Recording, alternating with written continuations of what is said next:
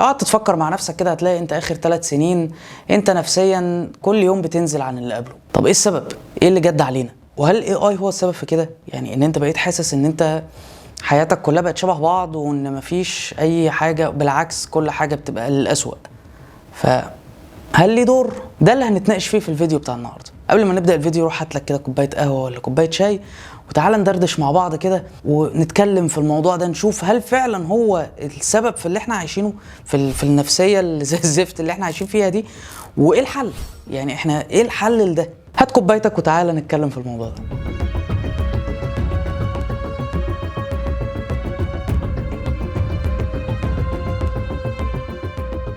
عاملين ايه؟ يا رب تكونوا بخير. وغبت عنكم فتره كبيره قوي، ولكن ده كان لاسباب كتير الحقيقه، واول سبب انتوا شايفينه اهو.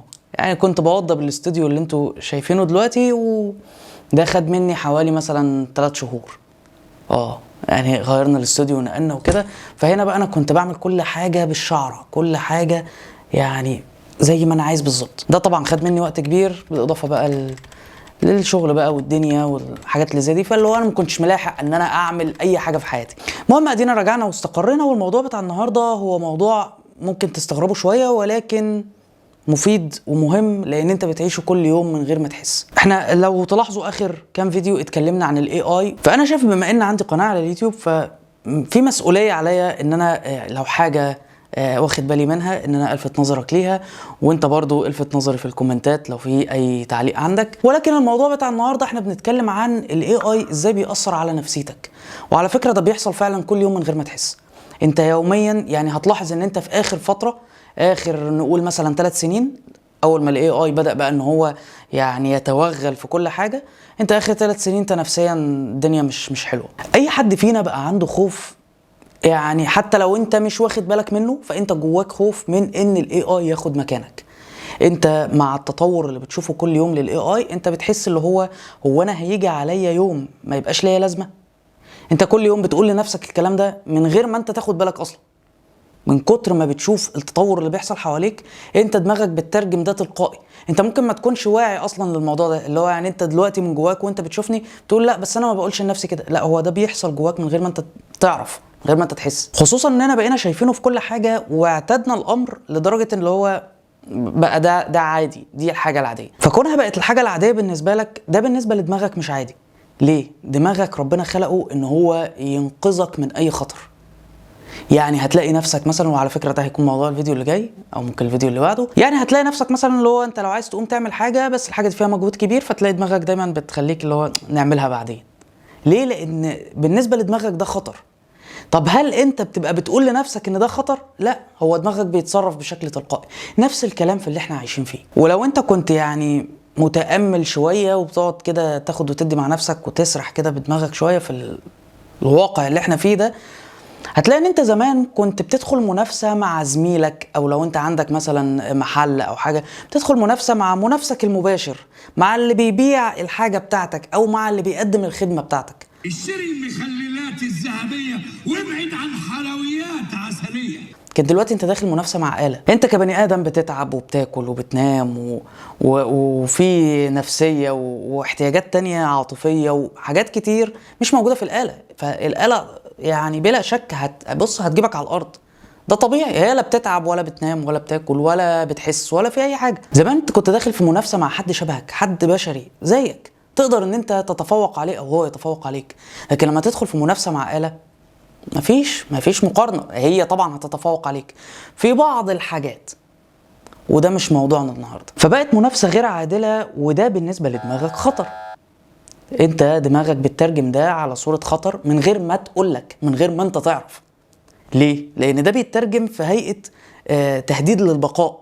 يعني تخيل انت داخل في منافسة غير عادلة مع حد، الحد ده هو ممكن يخليك ما تلاقيش تاكل.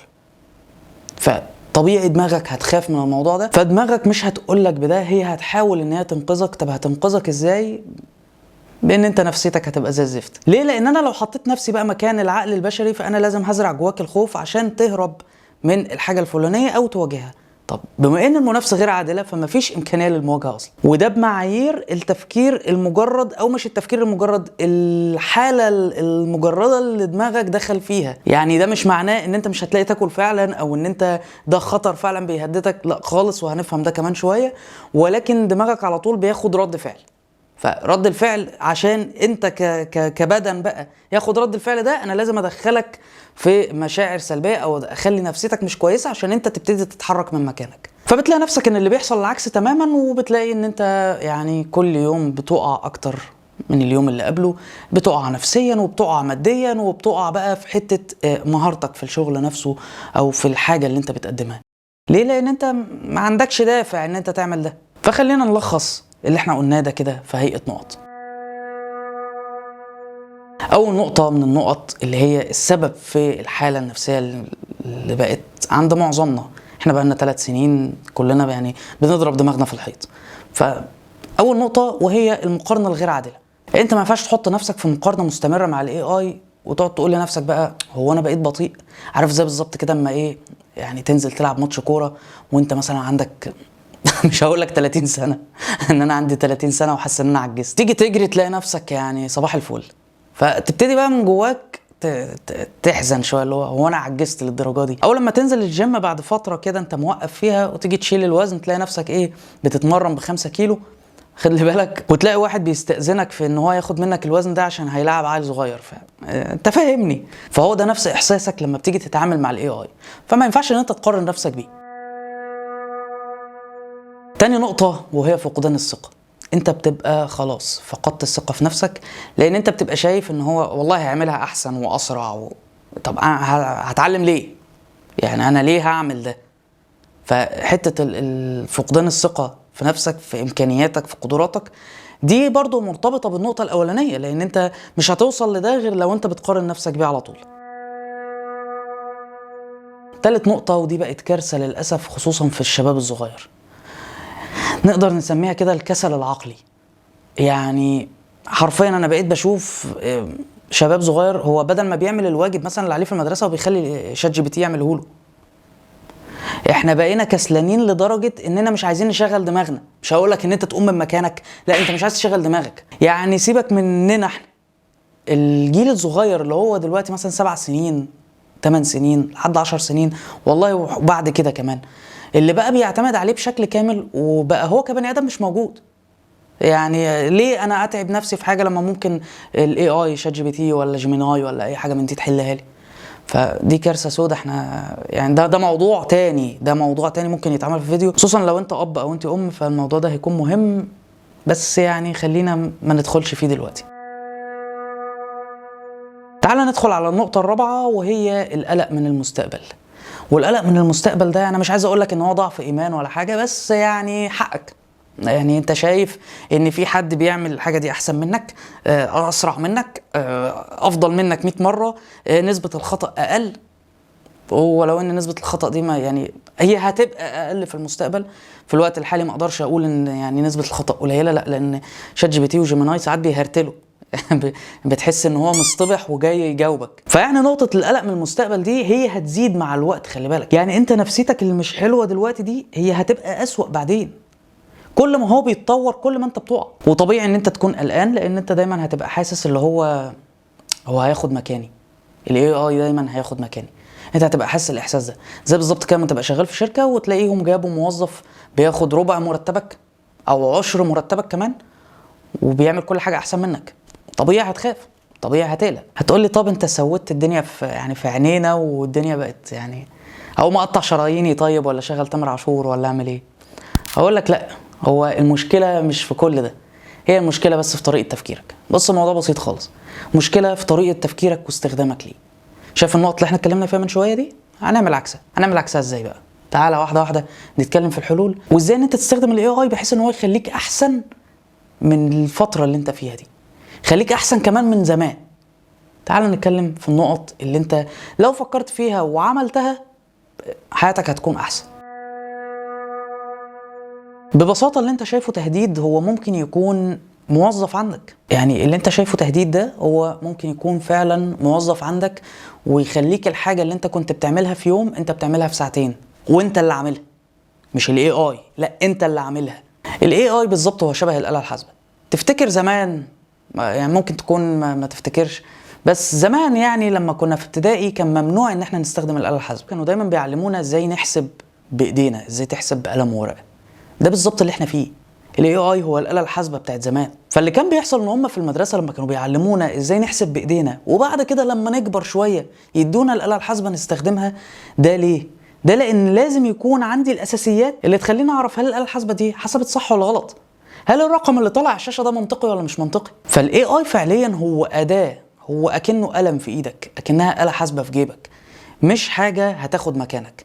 فلو جينا على الناحية التانية بقى، لو جينا على الجيل الموجود دلوقتي وادينا له من اول ما قلنا يا رياضة، من اول ما قلنا يا حساب، ادينا له آلة حاسبة وهو اعتمد عليها، لو انا صنعت له آلة حاسبة بتطلع الارقام غلط، هو مش هيعرف ان الارقام غلط، هو هيمشي وراه وخلاص. وده للاسف اللي حاصل دلوقتي مع الاي اي، خصوصا مع الشباب الصغير. فاول حاجه هي انك تستخدم الاي اي كموظف عندك، كمساعد ليك، مش كمنافس ليك. تاني نقطه وهي ايد استخدامك ليه. شغل دماغك شويه، يعني مش لازم كل حاجه تجري على شات جي بي تي، تجري على جيميناي، تجري على جروك، تجري على ايا كانت الاداه اللي انت هتستخدمها. مش لازم كل حاجه تجري عليه. يعني دور، استخدم جوجل بتاعنا، استخدمه عادي. افتح الكتب اللي اتنست دلوقتي، دور بنفسك، استخدم دماغك شويه. مشكله مثلا انت فيها وعايز تحلها، حاول تحلها، ولو خلاص قفلت في وشك ارجع له. فقلل استخدامك للاي اي شويه، وحاول ان انت تبذل مجهود حبه. عايز اقول لك ان يعني ان انت تبذل مجهود في المشكله اللي انت واقع فيها، او في شغلك او في ايا كان، ده بيديك دوبامين حلو قوي، وبيبقى يعني عكس الحاله اللي انت فيها دلوقتي. لان انت وقتها هتحس ان انت ليك قيمه فعلا، هتحس ان انت والله انا اللي تغلبت على ده، انا اللي حليت المشكله، ما جبتش اي اي حلها لي. طيب يبقى احنا قلنا بالترتيب كده ان احنا هنستخدمه كموظف او كاداه، وهنقلل استخدامنا ليه. طب هتيجي تستخدمه، فكر قبل ما تساله. بمعنى ايه؟ بمعنى ان انت تخليه يحسن على الشغل بتاعك، او يضيف حاجه للشغل بتاعك، مش يعمله لك من الصفر. يعني ولنفرض ان انت مثلا واحد جرافيك ديزاينر، وقيس على كده يعني اعمل اسقاط على اللي انا هقوله ده على اي حاجه في الدنيا. انت يا سيدي جرافيك ديزاينر، بالنسبه لك انت عايش في فيلم رعب الايام دي، ما انا معاك. احنا عايشين في فيلم رعب، لان الاي اي انت بتديله بس كلمتين بيعمل لك اللي انت عايزه كله. لا، ما تخلوش يعمل كده، انت اعمل الشغل بتاعك عادي. وليكن مثلا انت عايز تضيف صوره ورده في التصميم بتاعك، خلاص انت غلبت ويعني مش واصل او مش لاقي حاجه او مش عارف تعمل حاجه شبه اللي في خيالك فعلا، انت هنا ممكن تستعين بالاي اي. لكن ما تروحش تقول للاي اي والله انا عايز اعمل مثلا البانر الفلاني، يلا عيش. انت كده ما انت هنا بقى مالكش لازمه. يعني انت، لان صوابع اللي هتكتب الكلمتين دول هي صوابع العميل برضو. يعني العميل كان يقدر يكتب الكلمتين دول على ايده ويعملها، مش قصه. فهنا فعلا انت مالكش لازمه. فدايما فكر قبل ما تساله، واستخدمه في الحاجه اللي ناقصاك، مش في انه يعمل لك الشغل بتاعك من الصفر. والنقطه اللي بعد كده وهي ان انت يعني تقبل انك بني ادم. في نقط كتير انت متفوق عليه فيها، وده موضوع فيديو، وفي نقط هو متفوق عليك فيها، وده موضوع فيديو برضو.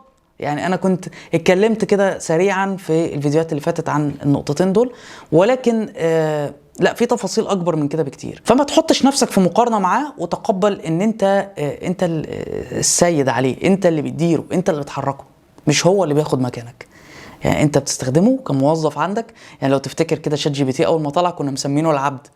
ليه؟ اي حاجه كنا بنجري عليه الاول كنا بنقولها يعني كنوع من الهزار، ولكن انت ممكن تعتبرها كحقيقه. على فكره هو عبد عندك، انت بتستخدمه زي ما انت عايز، مش هو اللي بيجي مكانك.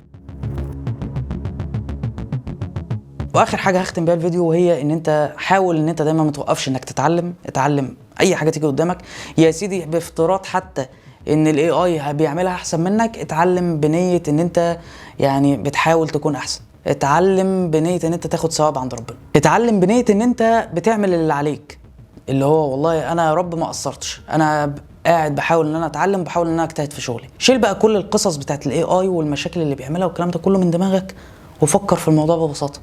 انا بتعلم يا رب عشان ارضيك، وانا بعمل اللي عليا، وفوق ده كله الرزق بيد ربنا.